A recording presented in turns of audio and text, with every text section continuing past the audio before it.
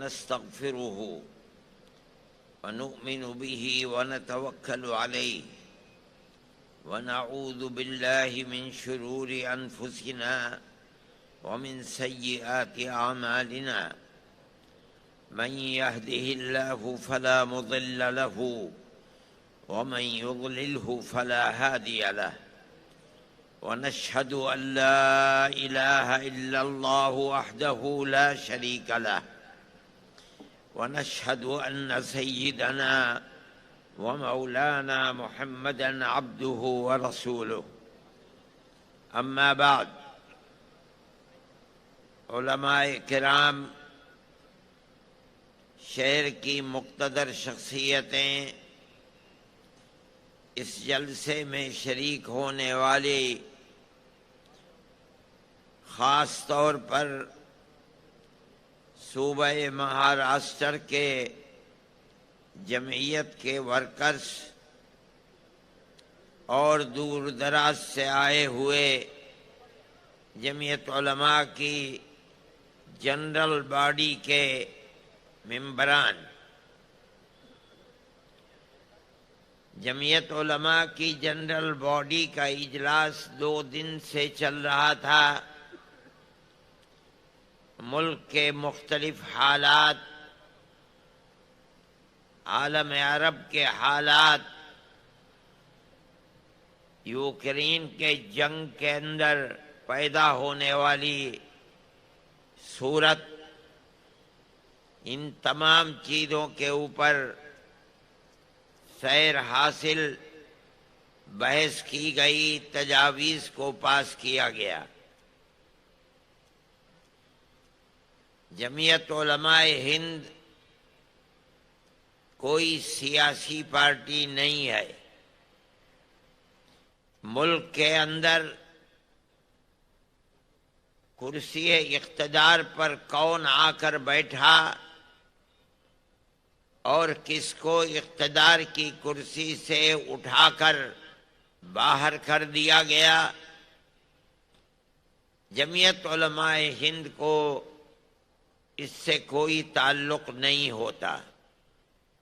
نہ ہم خود الیکشن لڑتے ہیں اور نہ الیکشن لڑنے والوں کے لیے پرچار کرتے ہیں، لیکن ملک ہمارا ہے۔ ہم ہمیشہ سے اس ملک میں رہتے چلے آئے ہیں۔ ہمارے آباء و اجداد ہمیشہ سے اسی ملک میں رہتے ہیں۔ ہمیں اپنے اس ملک سے تعلق ہے، محبت ہے۔ ہم اس ملک کو پھلتا پھولتا امن و امان اور پیار و محبت کا گہوارہ دیکھنا چاہتے ہیں، اور ہمارے اکابر جمعیت علماء ہند پہلے دن سے اس کے لیے کوشش کرتی رہی ہے۔ ہم بھی ان کے نقش قدم پر چل کر برابر اس کے لیے کوشش کر رہے ہیں۔ ملک کی آزادی سے پہلے انگریز کی غلامی کی زنجیر کو توڑنے کے لیے علماء تقریباً 150 سال تک کوشش کرتے رہے، مرتے رہے، پھانسی کے پھندے اپنے گلوں کے اندر ڈلواتے رہے، لیکن 150 سال تک ان کی ہمت اور جرأت برابر اپنی جگہ کے اوپر قائم رہی۔ ایک کے بعد دوسرا، دوسرے کے بعد تیسرا، تیسرے کے بعد چوتھا، برابر معرکہ قائم کرتے رہے، میدان میں لڑتے رہے، مرتے رہے، مارتے رہے۔ برادران وطن کو ساتھ لیا۔ جب بالکل ابتدا میں 1803 سے علماء نے مدرسوں کو چھوڑ کر میدان میں آ کر انگریز کے حکومت ایسٹ انڈیا کمپنی کی مخالفت کی تھی، وہ دور بہت سخت دور تھا۔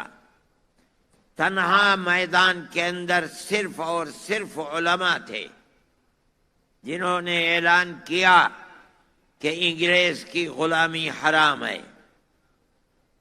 لیکن سن 1831 میں جب بالا کوٹ کے میدان میں شکست کا سامنا ہوا تو انہوں نے برادران وطن کو ساتھ لیا، ان کے اندر ملک کو آزاد کرانے کا شعور پیدا کیا، یہاں تک کہ 1857 کا معرکہ ہوا جس میں ہندو اور مسلمان دونوں شریک تھے، وہاں بھی شکست ہوئی۔ پھر 1880 سے لے کر 85 تک کانگریس کا وجود ہوا۔ حضرت گنگوہی رحمت اللہ علیہ سے ایک فتویٰ لیا گیا، پوچھا گیا کہ غیر مسلموں کی ایک جماعت قائم ہوئی ہے کانگریس، مسلمان جو تقریباً 80 سال سے ملک کی آزادی کے لیے قربانی دے رہے ہیں، کیا مسلمانوں کو ہندوؤں کے ساتھ اشتراک کر کے ملک کی آزادی کے لیے ان کو ساتھ لیا جائے اور اس میں شرکت کی جائے؟ حضرت گنگوہی رحمت اللہ علیہ کا فتویٰ آج بھی موجود ہے۔ انہوں نے فرمایا کہ اگر دین اور شریعت کی کوئی مخالفت نہیں ہوتی تو مسلمان کا ہندوؤں کے ساتھ اشتراک عمل جائز ہے۔ چنانچہ کانگریس میں داخل ہوئے۔ کانگریس کا بنیادی مقصد اس وقت صرف یہ تھا کہ 1831 اور 1857 میں جو دو جنگیں ہو گئی ہیں انگریزی حکومت کے ساتھ، اور جو انگریزی حکومت ملکہ برطانیہ سے لے کر یہاں تک جو ہندوستانیوں کے خلاف ایک ذہن بن گیا ہے، اس ذہن کو بدلا جائے۔ ملک کی آزادی ان کے سامنے نہیں تھی۔ آپ اگر تاریخ کو پڑھیں گے، سن 85 اور 83 کے اندر جو بات کانگریس کے جلسوں میں کہی گئی ہے وہ ملک کی آزادی کی نہیں ہے، بلکہ وہ صرف اتنی بات ہے کہ ہمارے اور ملکہ برطانیہ کی حکومت کے درمیان میں جو غلط فہمیاں پیدا ہو گئی ہیں ہم ان کو دور کرنا چاہتے ہیں۔ لیکن کانگریس کو اس نقطۂ نظر پر لا کر جمع کرنا کہ نہیں، ملک کی آزادی کے لیے کام کرنا چاہیے، یہ صرف ان مسلمانوں کا کام ہے جو حضرت گنگوہی رحمت اللہ علیہ کے فتوے کی بنیاد پر کانگریس میں گھسے اور کانگریس کے نقطۂ نظر کو تبدیل کر دیا۔ برابر یہ چیز چلتی رہی اور جمعیت علماء اپنا کام کانگریس کے اندر گھس کر کرتی رہی۔ یہ علماء کا کردار ہے اس ملک کی آزادی کے لیے۔ لیکن کوئی پلیٹ فارم علماء کا ایسا نہیں تھا کہ جس کے اوپر دوڑا جائے، یہاں تک کہ حضرت شیخ الہند رحمت اللہ علیہ جو آزادی وطن کے لیے انگریز کی مخالفت کی آگ ان کے سینے کے اندر تھی، انہوں نے پروگرام بنایا کہ ہم شمالی ہندوستان سے آزاد قبائل سے اپنی جماعت کو متحد کر کے وہاں سے انگریز کے خلاف جنگ کریں گے، اور وہاں قریب افغانستان تھا جو آزاد ملک تھا، ہم اس کی مدد لیں گے، اور ترکی کی خلافت اسلامیہ تھی اس سے ہم مدد لیں گے۔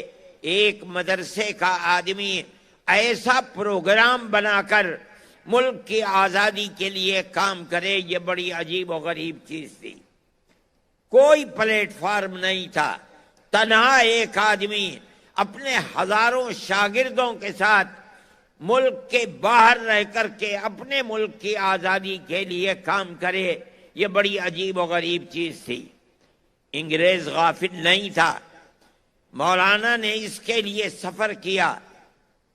سعودی عرب اب بن گیا، اس وقت سعودی عرب نہیں تھا، حجاز مقدس گئے، ترکی حکومت سے مدد کی بات کی، لیکن وہیں ان کو گرفتار کر لیا گیا اور مالٹا کی جیل میں اپنے 4 ساتھیوں کے ساتھ بھیجا گیا۔ وہاں تقریباً 4.25 سال جیل میں رہے۔ جب آنے کی بات شہرت میں آئی کہ اب وہ قید بامشقت ختم ہونے والی ہے، ان کے اشارے سے ہندوستان کے اندر، ابھی وہ جیل میں تھے، سن 1919 کے اندر جمعیت علماء کی بنیاد رکھی گئی، ابھی تک آئے نہیں تھے۔ سن 1920 میں حضرت تشریف لائے اور یہاں آ کر کے وہ فوراً اس پلیٹ فارم کے اوپر دوڑنے لگے۔ جمعیت علماء ہند کا دلی کے اندر جلسہ ہوا، اس میں حضرت شیخ الہند رحمت اللہ علیہ کو پہلا صدر بنایا گیا۔ ان کے دل کے اندر ایسی آگ تھی انگریز کی مخالفت کی، جس نے اس ملک کے سب بسنے والوں کو غلام بنا لیا تھا، کہ اس آگ کے تھمنے کا نام نہیں تھا۔ وہ برابر لڑتے رہے یہاں تک کہ اس دنیا سے چلے گئے۔ ان کے بعد ان کے شاگردوں نے جمعیت علماء کو اٹھایا اور وہ انتہائی قوت کے ساتھ میدان کے اندر اترے، جیل جاتے رہے۔ مولانا مفتی کفایت اللہ صاحب ان کے شاگرد تھے، مولانا مدنی ان کے شاگرد تھے، مولانا احمد علی لاہوری ان کے شاگرد تھے۔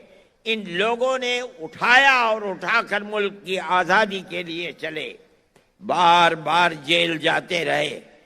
کم و بیش اپنی 80 سالہ زندگی میں 10 سال انگریز کی جیلوں کے اندر گزارا۔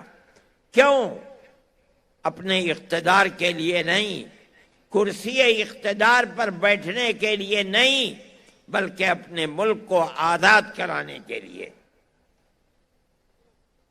جیسے جیسے ملک کی آزادی قریب آتی تھی اور یہ معلوم ہوتا تھا کہ انگریز بھارت کی سرزمین کے اوپر نہیں رہ پائے گا، ویسے ہی ویسے وہ کانگریس کے لیڈر مہاتما گاندھی، موتی لال نہرو، جواہر لال نہرو،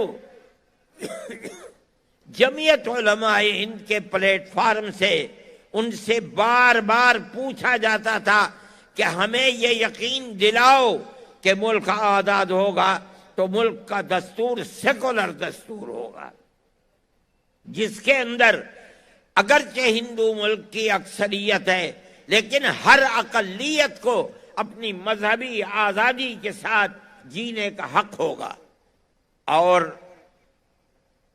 کانگریس کی قیادت جو رات اور دن ساتھ ساتھ رہتے تھے ملک کی آزادی میں کام کرنے کے لیے، پروگراموں کو بنانے کے لیے، بار بار تحریری طریقے کے اوپر یہ وعدہ کرتے چلتے تھے کہ ملک آزاد ہوگا تو اس ملک کے اندر نظام حکومت سیکولر ہوگا، جس کا مطلب ہے کہ گورنمنٹ کا کوئی دھرم اور مذہب نہیں ہوگا، بسنے والے اپنے اپنے مذہب کے مطابق اپنی زندگی کو گزاریں گے۔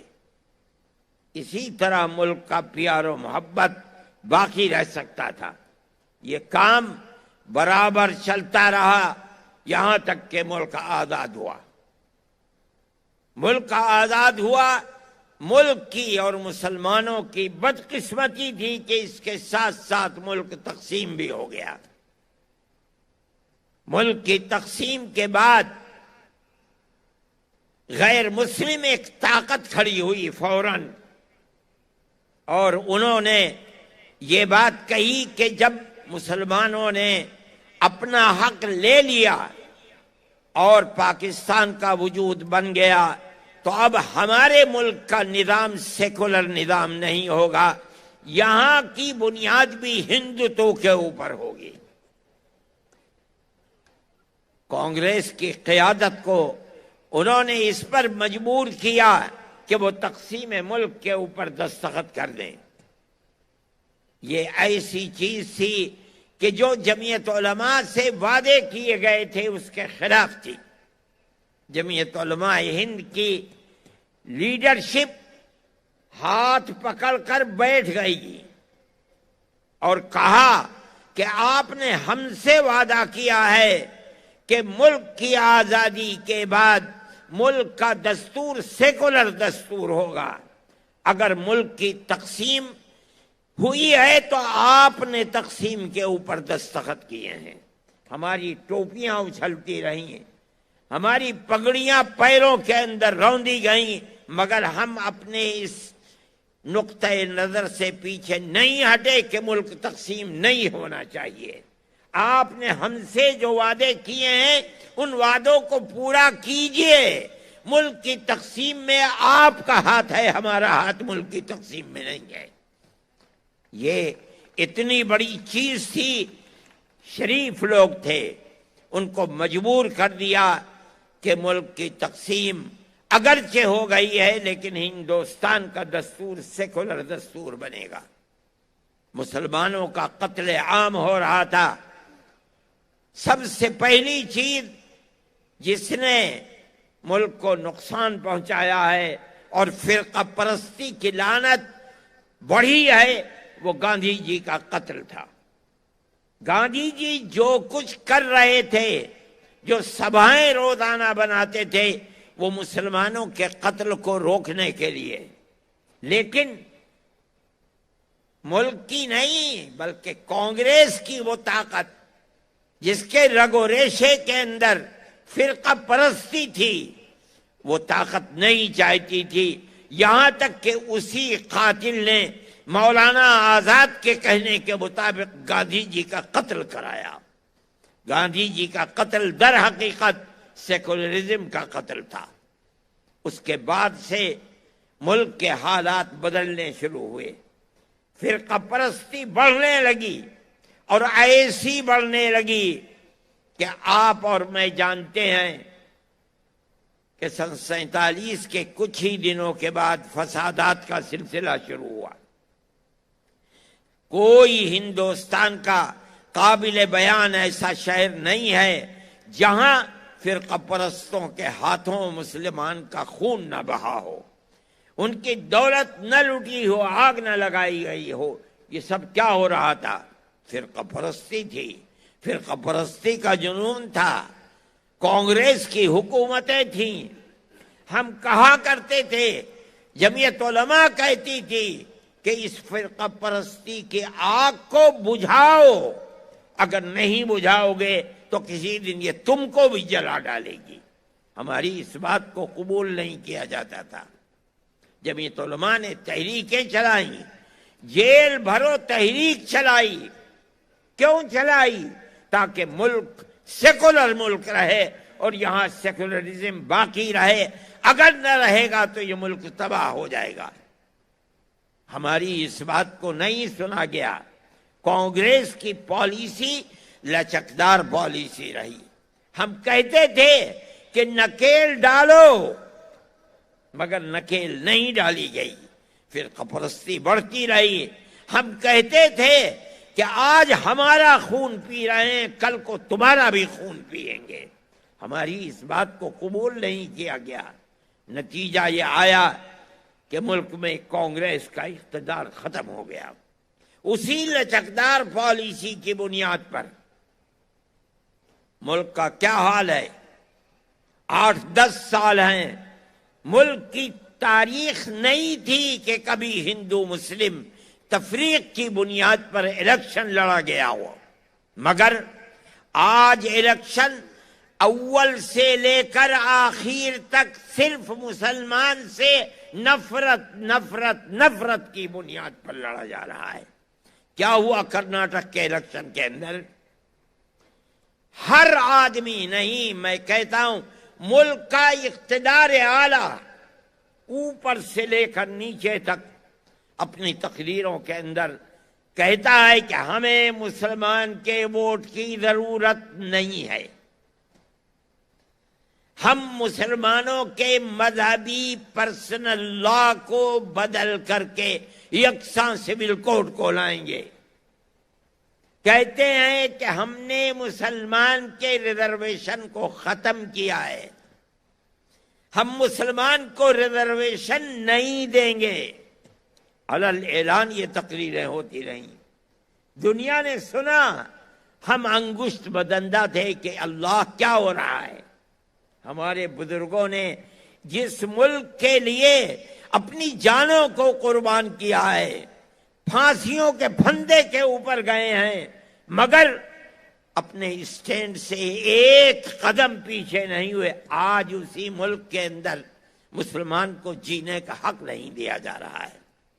ہم نے یہ سب کچھ دیکھا، خاموش رہے.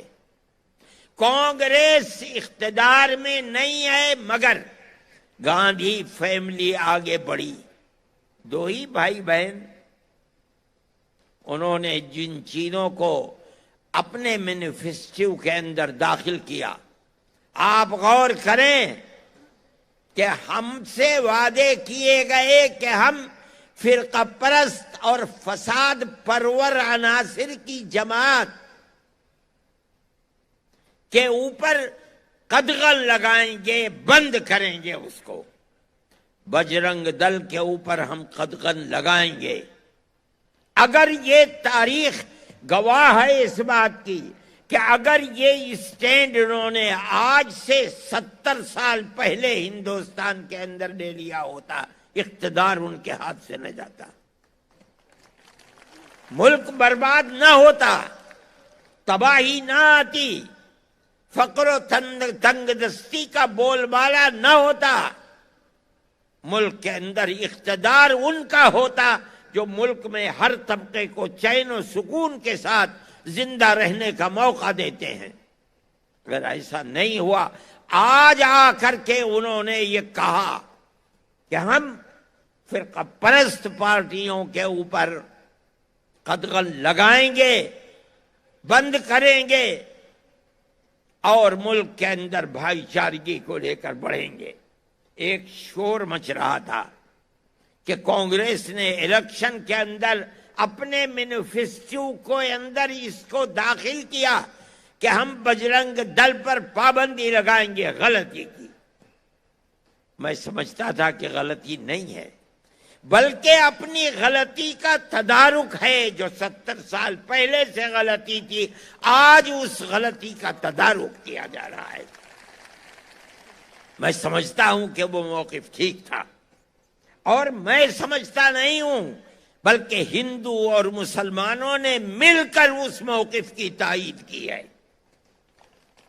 ہمیں اس کا افسوس ہے کہ جمعیت علماء ہر قدم کے اوپر کانگریس سے کہتی تھی کہ بابا پیچھے ہٹو،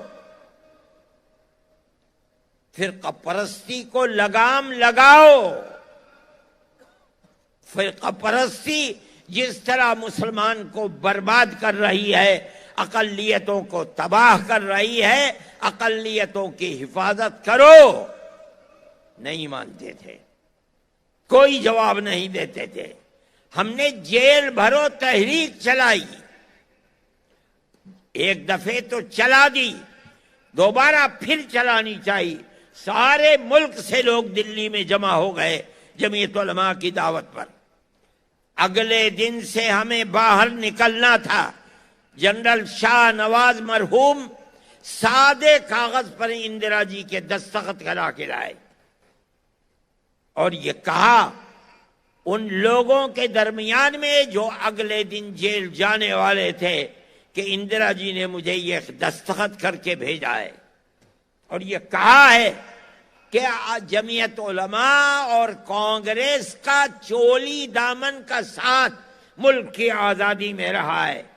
آج جمعیت علماء کانگریس کے خلاف کھڑی ہو جائے، اس سے زیادہ خراب کوئی چیز نہیں ہے۔ میں دستخط کر کے بھیجتی ہوں، آپ کا جو مطالبہ ہو آپ وہ مطالبہ لکھ دیں، وہ منظور ہے۔ میں اس مجلس میں شریک تھا، مسجد کے اندر جہاں جنرل شاہ نواز کی تقریر ہو رہی تھی۔ جمعیت علماء نے اپنے مطالبات لکھے، دیے، سب کچھ ہوا، لیکن ملک کی فرقہ پرستی اتنی طاقتور ہے کہ ان مطالبات کے اوپر فرقہ پرستوں پر لگام نہیں لگائی جا سکی۔ میرے بھائی، جمعیت علماء برابر لڑتی رہی، ہم آج بھی لڑ رہے ہیں۔ میں کانگریس کی حکومت ہے، میں راہل کے پاس گیا اور میں نے کہا کہ ملک میں کیا ہو رہا ہے۔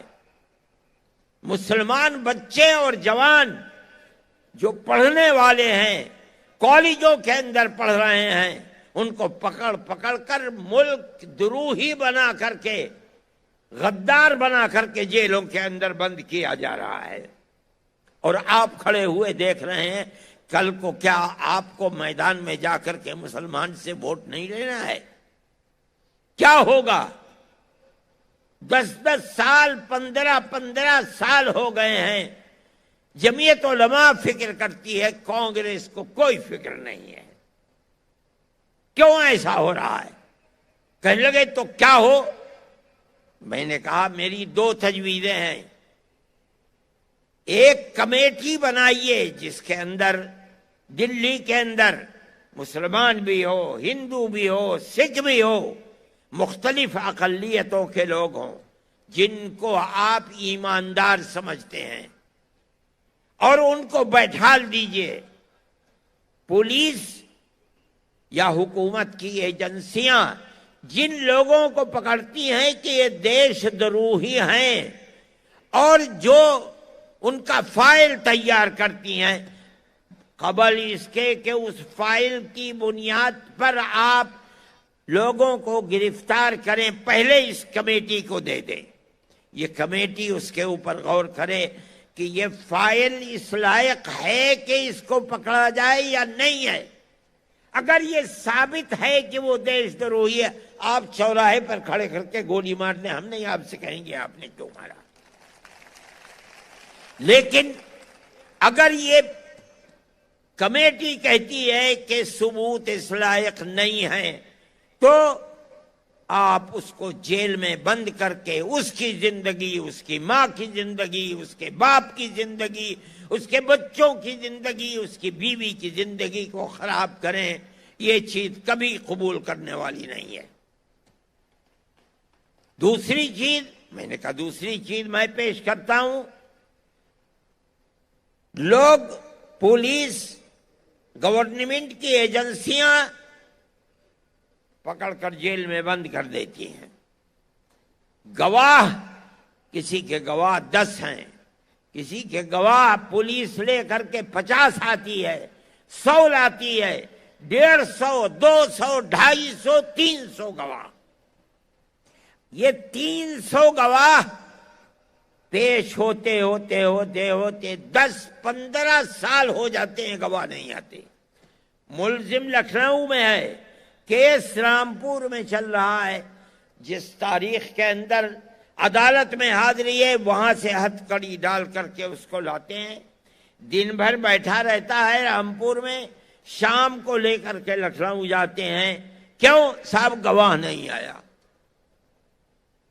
میں نے کہا کہ گواہوں کو پولیس نے پیش کیا ہے، اس نے فہرست بنائی ہے، آپ پولیس کو ذمہ دار بنائیں، 6 مہینے، سال بھر، 1.5 سال، 2 سال وہ گواہوں کو لے کر کے آئے، یہ پولیس کی ذمہ داری ہے۔ اگر پولیس گواہوں کو نہیں لا پاتی ہے، آپ اس ملزم کو آزاد کر دیجئے، مقدمہ چلائیے، یہ رکشہ چلائے گا اور اپنے مقدمے کو چلائے گا، خرچ پورا کرے گا، اس کو برباد مت کیجئے۔ کہنے لگے اچھا یہ بتاؤ کتنے ملزم ہیں جو جیلوں کے اندر بند ہیں، مجھے اس کی فہرست دو۔ میں نے کہا بہت اچھی بات ہے۔ میں باہر آیا اور آ کر میں نے ساری پارٹیوں کو، جو میڈیا کے اندر لوگ تھے، ان سے کہا کہ بھئی مجھے فہرست چاہیے، کسی کے پاس فہرست ہی نہیں۔ 8 دن کے بعد ان کا فون آیا کہ جو وعدہ کیا تھا کہاں ہے فہرست؟ میں نے کہا میں فہرست تیار کر رہا ہوں۔ میں نے اخبارات کے اندر دیا، اپنے لوگوں سے کہا کہ جہاں جہاں دیش دروہی کے مقدمے کے اندر آدمی جیل میں ہے، اس کا نام، کس جیل میں ہے، کتنے دن سے ہے، کون پیروی کر رہا ہے، اس کا نام اور اس کا موبائل نمبر مجھ کو دیں۔ پورے ہندوستان سے جمع ہو گئے اور یہ بتائیں کہ کتنے سال سے جیل میں ہے۔ میں نے ایک فہرست بنائی، 18 سال اس وقت تھے، 18 سال سے اتنے اتنے لوگ ہیں، یہ نام ہیں، اور ان کے پیروکار یہ ہیں، فلاں جیل میں ہے۔ 17 سال سے اتنے ہیں، 16 سال سے اتنے ہیں، 15 سال سے اتنے ہیں، 10 سال تک میں نے یہ فہرست بنائی مکمل نمبرات کے ساتھ، اور 10 سال کے بعد پھر میں نے نام لکھ دیے کہ اتنے ہیں۔ میں گیا پھر پڑھا اس فہرست کو، اور مجھ سے کہنے لگے کیسے یہ فہرست ملی؟ میں نے کہا کہ میں نے لاکھوں روپیہ جمعیت علماء کا خرچ کر کے اس فہرست کو بنایا ہے، اور ایک ایک نام درست ہے، آپ تحقیق کر لیجئے۔ کہنے لگا اچھا دیکھو میں کیا کرتا ہوں۔ جوان آدمی ہے، میرے دل میں یہ بات آئی کہ بہت کچھ ہو سکتا ہے کہ ان بیچاروں کی مشکلات ختم ہو جائیں۔ اگلے دن میرے پاس ڈپٹی ہوم منسٹر کا فون آیا، میں دلی ہی میں تھا، تو میں ملنے کے لیے آنا چاہتا ہوں۔ میں نے کہا آپ نہ آئیے، لوگ دیکھیں گے تو میری جان مصیبت میں آ جائے گی، کسی کی کچھ ضرورت ہے، کسی کی کچھ ضرورت ہے، میں آپ کے پاس آتا ہوں۔ چنانچہ میں چلا گیا، کہا کہ راہل جی کا میرے پاس یہ فون آیا ہے اور میرے لیے یہ بات انہوں نے کہی ہے کہ میں آپ سے ملوں۔ میں نے کہا ٹھیک ہے۔ میں نے وہی بات جو راہل جی سے کہی تھی میں نے ان سے کہی۔ انہوں نے آئی بی اور دوسری ایجنسیوں کے جو چیئرمین تھے ان کو بلا لیا۔ انہوں نے کہا کیا پروگرام ہے؟ میں نے کہا میں یہ کہتا ہوں آپ سے، کسی نے میرے پروگرام کی مخالفت نہیں کر نہیں سکتے تھے، بڑی معقول بات ہے۔ کہنے لگے بہت اچھا، آپ ہمیں موقع دیں۔ میں نے کہا بہت اچھی بات ہے۔ اس کے بعد میری ان کی 2 مرتبہ ملاقات ان کے آفس میں ہوئی، الگ بیٹھ کر کے بات چیت ہوئی۔ میں کہتا ہوں کہ فرقہ پرستی کی وہ طاقت جنہوں نے گاندھی جی کا قتل کیا تھا، یہ کیسے ہو سکتا تھا کہ آج وہ طاقت جو بہت طاقتور ہے وہ کیسے چھوڑ دیتی؟ 2 مہینے نہیں گزرے کہ ان کو ختم کر دیا گیا، جتیندر کو، اور آج وہ ہوم منسٹر نہ ڈپٹی ہوم منسٹر کچھ بھی نہیں رہے، وہ سارا مسئلہ فائل بند ہو گئی۔ میرے بھائی یہ فرقہ پرستی ہے۔ ہم نے اس فرقہ پرستی کی مخالفت جمعیت علماء نے کی اور ہم برابر کر رہے ہیں۔ یہاں تک کہ اس فرقہ پرستی کے سلسلے میں لچکدار پالیسی ہی کی وجہ سے میں کہتا ہوں کہ کانگریس کا دور ختم ہو گیا۔ اگر کانگریس اس فرقہ پرستی کو لگام لگا دیتی تو کانگریس کا دور، جس کی بڑی بہترین تاریخ ہے ملک کی آزادی کے اندر، اس کو کبھی یہ موقع دیکھنے کو نہ ملتا جہاں کانگریس آج کھڑی ہوئی ہے۔ جمعیت علماء برابر اپنا کردار ادا کرتی رہی ہے، مسلمانوں کے مسائل ہو کہ ہندوؤں کے مسائل ہو، ہم نے کبھی مذہب کی بنیاد کے اوپر کوئی معاملہ نہیں کیا۔ ہم ہر ہندوستانی کی جمعیت علماء ہر محاذ پر مدد کرنے کے لیے ہر وقت تیار رہی ہے اور مدد کرتی رہی ہے، یہاں تک کہ کانگریس کا دور اقتدار ختم ہو گیا۔ ہم کہتے تھے کہ جو لوگ گاندھی کیپ پہن کر اور گاڑھا کھدر اپنے جسم پر لگا کر اپنے آپ کو کانگریسی کہتے ہیں، یہ کانگریسی نہیں ہے، ان کے دل فرقہ پرستی میں سیاہ ہے۔ ہماری اس بات کو کوئی قبول ہی نہیں کرتا تھا، لیکن جیسے کانگریس کی اقتدار کی فائل بند ہوئی، ایک ایک کر کے کانگریس چھوڑ کر بی جے پی کے اندر داخل ہو گئے۔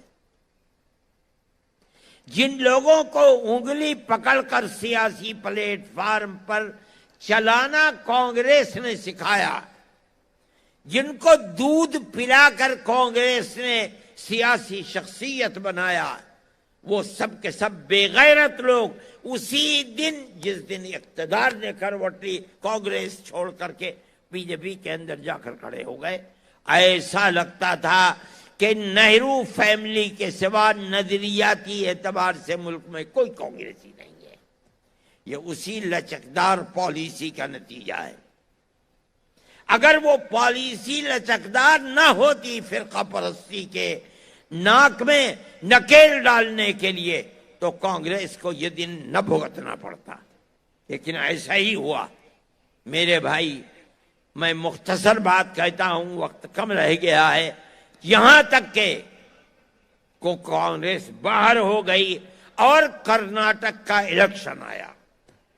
کرناٹک کا پورا الیکشن مسلم نفرت کے اوپر مبنی ہے۔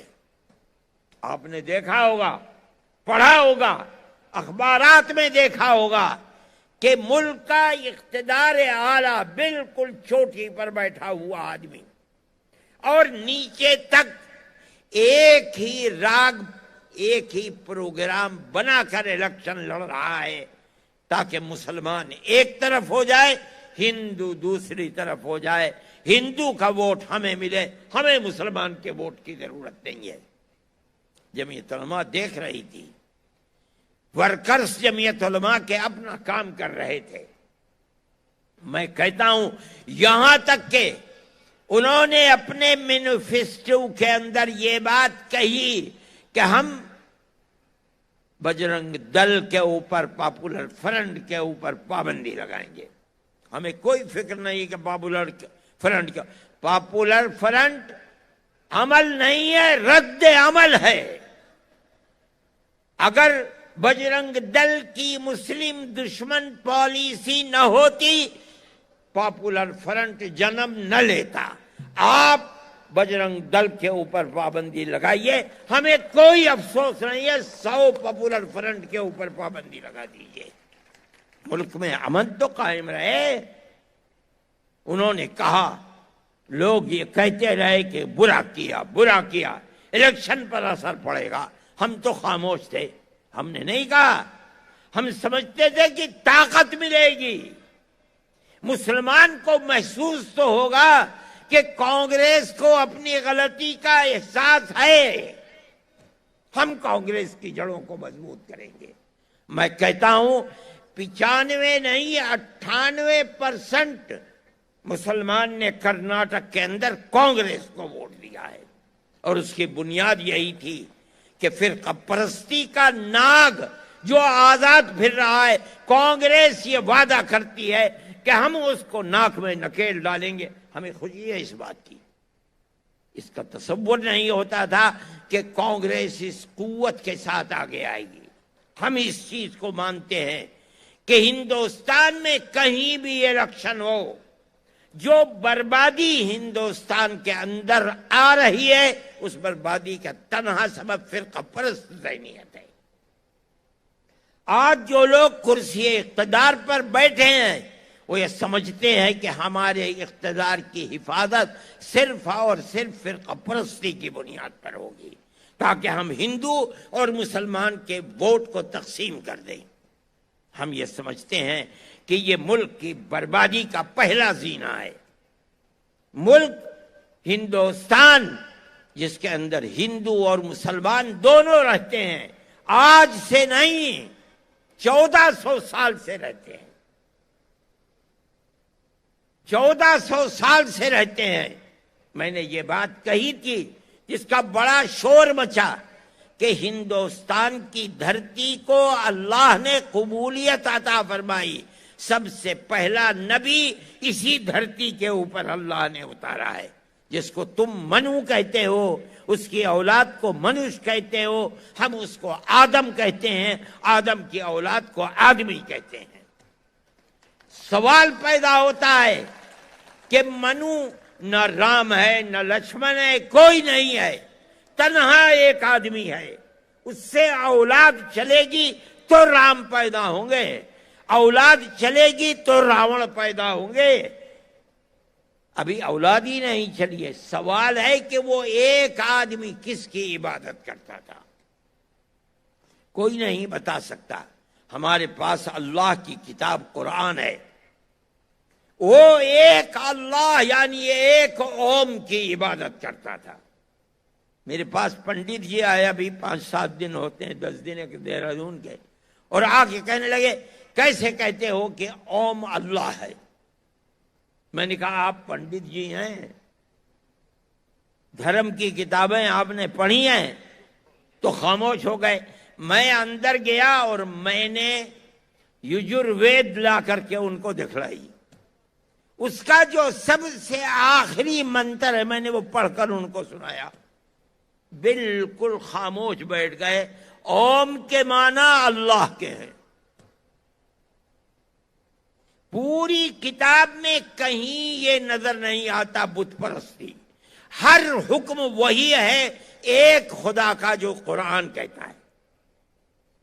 یہ کہاں سے بت پرستی آئی اس کو خدا ہی جانتا ہے، خیر یہ موضوع نہیں ہے، لیکن میں کہتا ہوں کہ ہمارا دین، ہمارا عقیدہ، لوگ یہ کہتے ہیں کہ یہ مذہب عرب کا مذہب ہے جسے یہ اپناتے ہیں، نہ وہ اپنے ملک کی تاریخ جانتے ہیں، نہ وہ مذاہب کی اور دھرم کی تاریخ جانتے ہیں۔ نہیں، ہمارا عقیدہ اس ہندوستان کا عقیدہ ہے، بھارت کی دھرتی کا عقیدہ ہے۔ سب سے پہلا نبی یہیں اترا ہے، آپ اسے اوم کہہ دیں، ہم اسے آدم کہتے ہیں، ہے وہی۔ کسی نبی نے کسی بت کی پرستش نہیں کی، جس اللہ کے وہ اپاسک تھے ہم آج اسی اللہ کے اپاسک ہیں۔ یہ ہمارا عقیدہ ہے، اس عقیدے میں کوئی فرق نہیں ہے، ہر نبی نے یہی عقیدہ دیا ہے، یہاں تک کہ آخری نبی ہم بھی انہی کی طرح بت پرستی میں لگے ہوئے تھے۔ کوئی رام کو پوجتا تھا، کوئی راون کو پوجتا تھا، لیکن یہاں تک کہ ہمارے آقا حضرت محمد صلی اللہ علیہ وسلم آئے، انہوں نے سبق دیا اللہ ایک ہے، ہمارے دل کے اندر ان کی بات اتر گئی اور ہم ایک اللہ کو ماننے لگے۔ لیکن یہ ایک اللہ کی بنیاد سب سے پہلے اس کا پتھر اس دھرتی میں بھارت کی رکھا گیا۔ جتنے انبیاء آئے ہیں، شیس، ادریس، نوح، ہود، صالح، شعیب، سب کے سب اسی ایک اللہ کے ماننے والوں کی کڑی ہے۔ یہاں تک کہ حضرت محمد صلی اللہ علیہ وسلم آئے، ہم اللہ کے فضل و کرم سے ان کی امت میں ہیں۔ ہم اللہ کو ایک مانتے ہیں، مگر سب سے پہلے اس کا پتھر اسی ہندوستان میں رکھا گیا ہے۔ یہ ہمارا مذہب ہے، ہم اسی مذہب کے اوپر چلتے ہیں۔ اسی آدم اور منو کی ساری دنیا اولاد ہے۔ جمعیت علماء ہند، ہمارے اکابر بڑے عالم تھے، مذہبی کتابوں کے پڑھے ہوئے تھے، ان کی زندگی کے اندر اترا ہوا تھا، اس لیے انہوں نے جو سبق ہندوستان کے اندر دیا ہے وہ وحدت کا سبق ہے۔ ساری دنیا کے لوگ ایک ہی ماں باپ کی اولاد ہیں، سب کے ساتھ اخوت و ہمدردی، پیار و محبت کے ساتھ رہنا ہوگا۔ جمعیت علماء اس کے اوپر چلتی ہے، ہم ہر ایک کے ساتھ پیار و محبت کا معاملہ کرتے ہیں۔ میرے بھائی، جمعیت علماء کے ہر پروگرام کے اندر پیار و محبت ہے۔ ہم نے اس وقت ایک تحریک چلائی کہ ہم پڑھنے والے بچوں کی مدد کریں گے۔ پہلے 1 کروڑ روپیہ ہم خرچ کرتے تھے، اس مرتبہ ہم نے 2 کروڑ روپیہ خرچ کیا ہے، اور ہم نے درخواستیں منگوائیں۔ ہم نے یہ کہا شرط ہے کہ 70% نمبر ہونے چاہیے، چاہے ہندو ہو چاہے مسلمان۔ ہمارے پاس درخواستیں آ گئیں، ہندو بچوں کی بھی آئی، مسلمان بچوں کی بھی آئی۔ جو ہماری شرط پر اترا، ہم نے مذہب کی بنیاد کے اوپر کوئی تفریق نہیں کی۔ یہ جمعیت علماء کا کردار ہے۔ ہم یہ سمجھتے ہیں کہ ملک فرقہ پرستی کی طرف چل رہا ہے، اور حکومت، آج کی حکومت یہ سمجھتی ہے کہ فرقہ پرستی سے اس کا اقتدار محفوظ رہ سکتا ہے۔ میں یہ کہتا ہوں کہ فرقہ پرستی پر اقتدار محفوظ نہیں رہ سکتا۔ ٹھیک ہے، تم نشے کی گولی کھلا سکتے ہو، چند دن کھلا سکتے ہو، چند سال کھلا سکتے ہو، ہمیشہ نہیں کھلا سکتے۔ کرناٹک نے ثابت کر دیا کہ تم نے جس نظریے کو پیش کیا ہے اس نے اپنی ٹھوکر سے اڑا دیا۔ میں سمجھتا ہوں کہ اوپر والے نے اگر چاہا تو پورے ہندوستان کے دوسرے صوبوں کے اندر اور مرکزی الیکشن کے اندر بھی یہ نظریہ رنگ لا کر رہے گا انشاءاللہ، اور فرقہ پرستی کے ناک میں نکیل پڑے گی، لیکن اسی وقت پڑے گی جبکہ کانگریس اپنے اس نظریے کے اوپر رہے گی جو ملک کی آزادی سے پہلے کا نظریہ تھا۔ لچکدار پالیسی نہیں، بلکہ وہ پالیسی لاؤ جس کو اس الیکشن کے اندر اپنایا ہے۔ کہتے ہو کہ بجرنگ دل اور پاپولر فرنٹ کے اوپر پابندی لگاؤ، اپنے مینیفیسٹو کو زندہ کر کے دکھلاؤ۔ زندہ کرو گے تو کل جو وعدہ کرو گے قوم اس وعدے کو قبول کرے گی، نہیں کرو گے قبول نہیں کرے گی۔ میرے بھائی، یہ ایک نظریہ ہے جمعیت علماء کا، اور جمعیت علماء اس نظریے پر قائم ہے۔ ہم یہ کہتے ہیں کہ جمعیت علماء کے ہر ممبر کو پیار و محبت کے ساتھ اپنی زندگی کو گزارنا چاہیے۔ آپ اپنے دائیں بائیں کو دیکھیں، کون ہے، کیا کر رہا ہے، یہ نہ دیکھیں کہ کون ہندو ہے کون مسلمان ہے۔ جمعیت علماء یہ نہیں کرتی۔ بنگال میں سیلاب آیا، سمندر گھس گیا، ہزاروں مکانات ختم ہو گئے، جو کھیت تھے سمندر کے پانی نے سب کو جلا ڈالا۔ ہم نے کام کیا، ہمارے ایک ایک کیمپ کے اندر 2700 صبح کو کھانا کھاتے تھے، 2700 شام کو کھانا کھاتے تھے۔ لیکن ہم نے کبھی کسی آدمی کو یہ نہیں کہا کہ مسلمان کھائے گا ہندو نہیں کھائے گا، کتنے کھا رہے ہیں یہ بھی نہیں دیکھا۔ ہم نے سب کو کھانا کھلایا۔ پانی ختم ہو گیا، ہم نے نل لگوائے، ایک ایک نل پر، حالانکہ بنگال میں پانی بہت قریب ہے زمین میں، لیکن سب پانی کھارا ہو گیا تھا۔ کئی 100 فٹ نیچے لے جا کر کے پانی میٹھا ملتا تھا۔ ایک ایک نل پر اس وقت 90,000 روپیہ خرچ ہوتا تھا. ہم نے کہا کوئی بات نہیں ہے، ہمارا کیا، قوم ہمیں دیتی ہے، ایک ہاتھ سے لیتے ہیں دوسرے ہاتھ سے خرچ کر دیتے ہیں. ہم نے نل لگوائے، ایسی جگہوں پر لگوائے کہ ہندو اور مسلمان دونوں اس سے فائدہ اٹھائیں. یہ جمعیت علماء کی پالیسی ہے. میں کہتا ہوں کہ جمعیت علماء کے ہر ورکر کو اسی پالیسی کے اوپر عمل کرنا چاہیے، چلنا چاہیے. پیار و محبت کی زندگی کو بڑھائیے، تبھی آپ زندہ رہ سکتے ہیں. اس ملک کے اندر آپ کی اولاد زندہ رہ سکتی ہے. اگر آپ بھی اسی طرح سے نفرت کو چلائیں گے جس نفرت کا مظاہرہ کرناٹک میں ناکام کیا گیا ہے تو ملک برباد ہو جائے گا، ملک کے اندر زندگی نہیں رہے گی. جمعیت علماء کی یہ تحریک ہے، جمعیت علماء کا یہ پیغام ہے. میں سمجھتا ہوں کہ ملک کے ہر آدمی کو اس پیغام کو اپنانا چاہیے.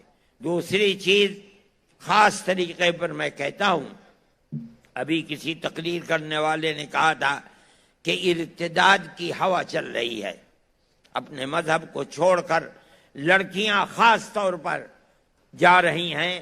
ہم یہ سمجھتے ہیں کہ مذہب ایسی چیز نہیں ہے کہ آدمی جس وقت چاہے مذہب کو تبدیل کر دے. ہمارا یہ ماننا ہے کہ اگر ماں باپ کو فکر ہے، قوم کو فکر ہے اپنی آنے والی نسل کا، تو اس کو یہ چاہیے کہ اہل ثروت کی کمی نہیں ہے. ایسے اسکول قائم کرو کہ جو لڑکیوں کے الگ ہوں، لڑکوں کے الگ ہوں. آپ اگر معیاری اسکول بنائیں گے تو ہندو بھی اپنے بچیوں کو اس مخلوط تعلیم سے نکال کر کے آپ کے اسکول کے اندر بھیجیں گے. اور یہ کوئی نئی بات نہیں ہے. ہندوستان کے اندر گورنمنٹ جن اسکولوں کی مدد کرتی ہے، یا جو اسکول گورنمنٹ کے بنائے ہوئے ہیں یا یونیورسٹیاں ان کی تعداد تقریباً 43,000 ہے. اس کے اندر تقریباً 5واں حصہ ان اسکولوں اور یونیورسٹیوں کا ہے جو تنہا لڑکیوں کے لیے، لڑکے کا داخلہ اس کے اندر نہیں ہوتا ہے. آج اگر میں اور آپ بنائیں گے اس طرح کے کالج اور اسکول، اس کے اندر کون سی کوئی تباہی آ جائے گی. لیکن مسلمان کا حال یہ ہے کہ وہ شادی بیاہ کے اندر 10-20 کروڑ روپیہ ایک ایک آدمی خرچ کر دیتا ہے، لیکن قوم کی پریشانی کا خیال نہیں کرتا ہے. آپ حضرات اس کو اپنی پالیسی بنائیں، لڑکوں کے الگ لڑکیوں کے الگ اسکول بنائیں. ان اسکولوں کے اندر آپ تعلیم دیں، بچے کو یہ بتائیں کہ وہ کس دھرم سے تعلق رکھتا ہے.